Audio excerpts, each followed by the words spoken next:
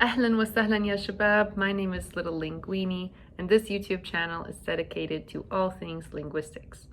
Today I'll be discussing consecutive and simultaneous interpretation. I'll begin the video by defining simultaneous and consecutive interpretation, followed by an example of each, and then at the end I'll give you tips and tricks for improving your own work on simultaneous and consecutive interpretation. Because this is my first YouTube video, I'll give a little bit of my own background. I'm a native English speaker. I'm formally trained as a linguist in French, Spanish, and Arabic, self-taught in Italian, and I'm still in the language acquisition phase for Farsi and Turkish. I started doing consecutive interpretation about 5 years ago as a hobby, as something that I was interested in, as an expansion of my linguistic experience. And then after the challenge wore off with consecutive interpretation, I moved into simultaneous translation about 2.5 years ago.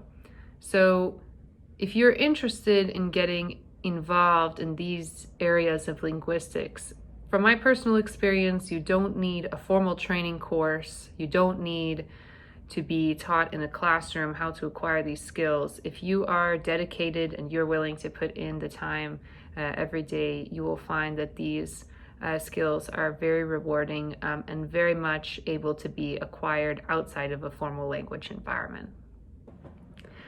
So how consecutive interpretation works is the speaker gives 1 or 2 sentences and then pauses for the interpreter to translate those 1 or 2 sentences into the target language.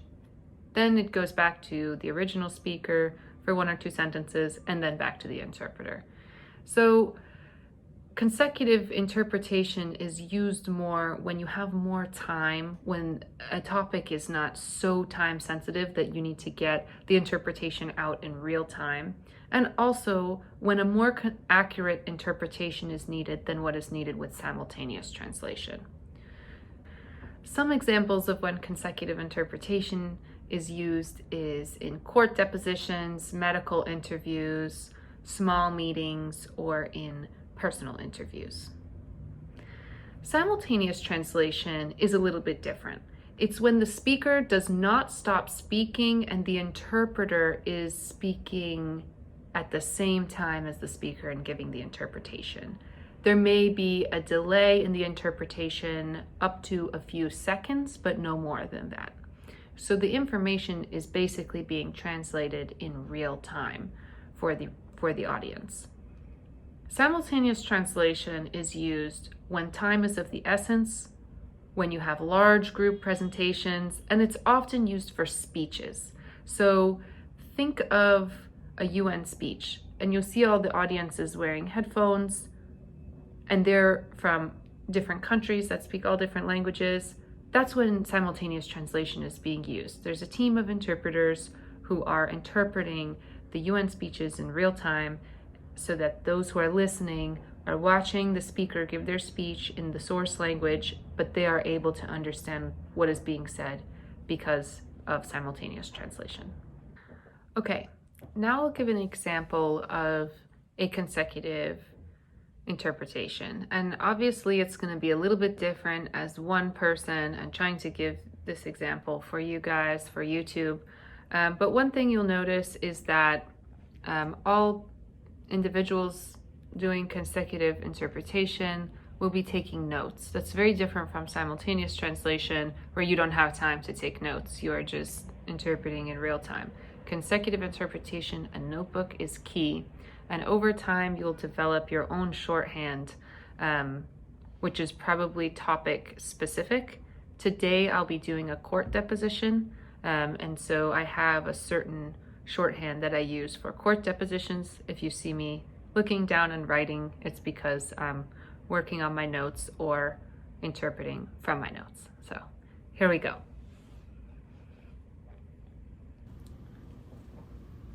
It is agreed by and between counsel for the parties that the deposition of John Doe is hereby taken under Article 1421 of the Louisiana Code of Civil Procedure in accordance with law pursuant to notice.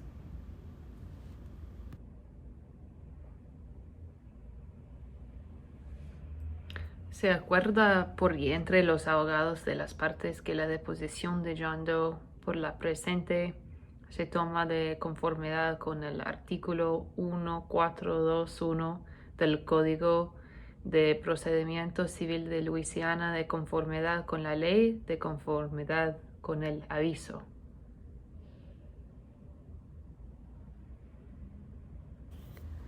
That the formalities such as reading, signing, sealing, certification, and filing are specifically waived.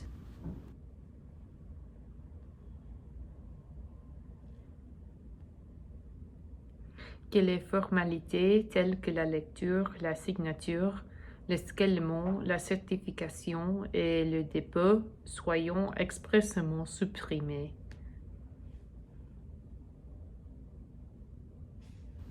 That all objections save those as to the form of the questions are hereby reserved until such time as this deposition or any part thereof may be used or sought to be used in evidence.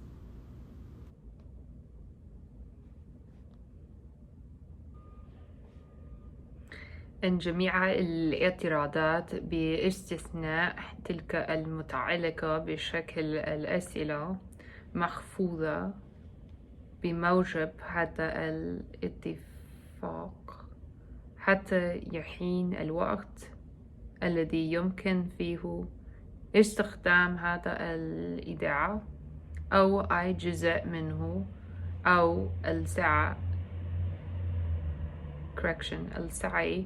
الاستخدامه كدليل. I went ahead and put a picture of my notes from those consecutive interpretations here, and I'm going to go ahead and move on to the simultaneous translation example. All right, I'm going to go ahead and move into the simultaneous translation. One thing that helps me, honestly, is to close my eyes when I'm doing the simultaneous translation.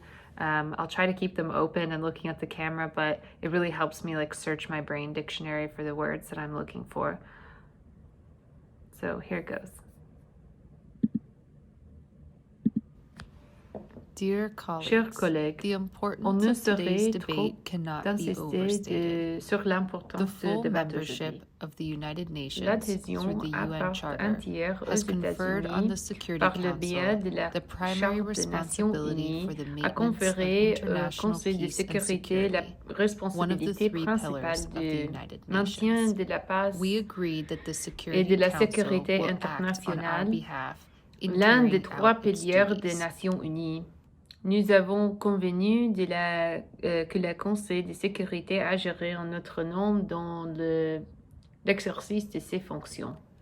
This meeting today Esta allows us reunión to hoy fulfill nos two permite mandates of the cumplir dos Charter. mandatos de la Firstly, Carta. that the En Security primer Council lugar, que el shall Consejo submit de to the Seguridad General Assembly presente its a la work Asamblea report General pursuant to Article su informe 24. de trabajo de And conformidad secondly, con that the artículo Assembly shall 24. consider the Y en report segundo lugar, as stipulated que la in Asamblea Article 15. considere el informe conforme con el artículo 15. Alright guys, now I'll move into tips and tricks for techniques for consecutive and simultaneous interpretation. With consecutive interpretation, you want to start by picking one topic and becoming really, really good at that one topic. And this has two advantages. One is that you'll become familiar with the vocabulary that perhaps was foreign to you before you chose this topic.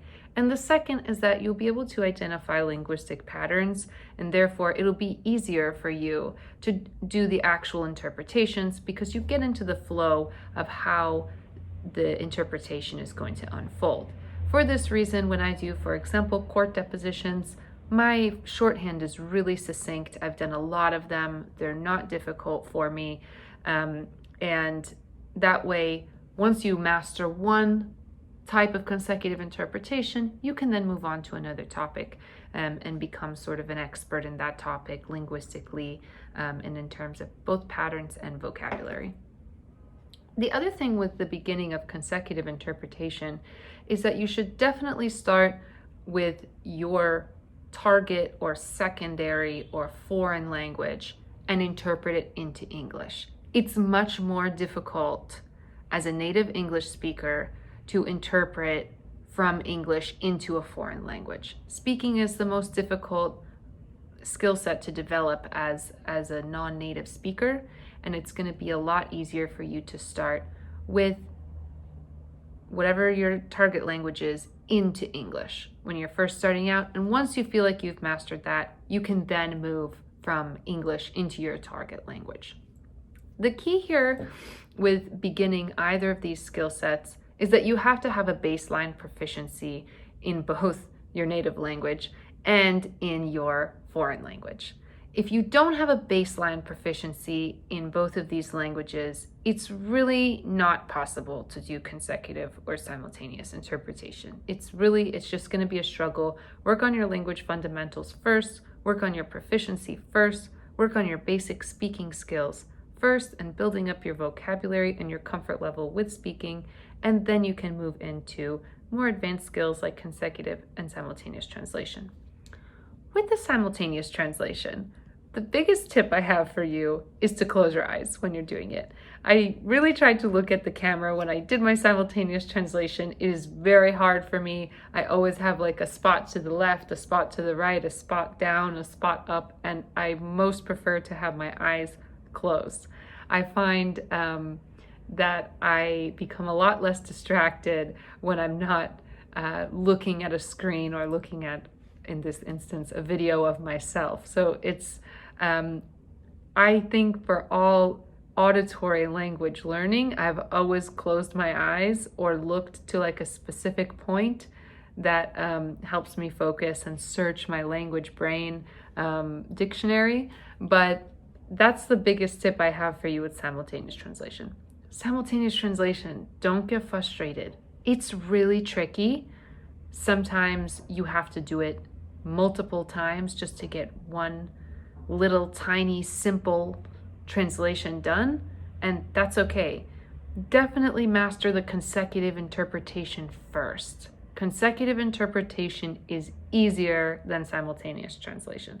So don't just gung-ho jump into the simultaneous translation and expect that you're going to have it tomorrow. This is years of practice, and it's years of practice with consecutive interpretation first, and then to simultaneous translation. And in simultaneous translation, I started over. I started with foreign language to English, and then eventually moved English to foreign language. And even today, I feel that my simultaneous translations are clunky and not great, and I'm still working on my proficiency in them. So hopefully this has been helpful to all of you who are interested in this skill. Please feel free to comment if you would like me to make a video on a specific topic, or if you have questions about anything that I've covered today, if you'd like more examples, or if you just enjoyed Little Linguini today. So have a great day, guys.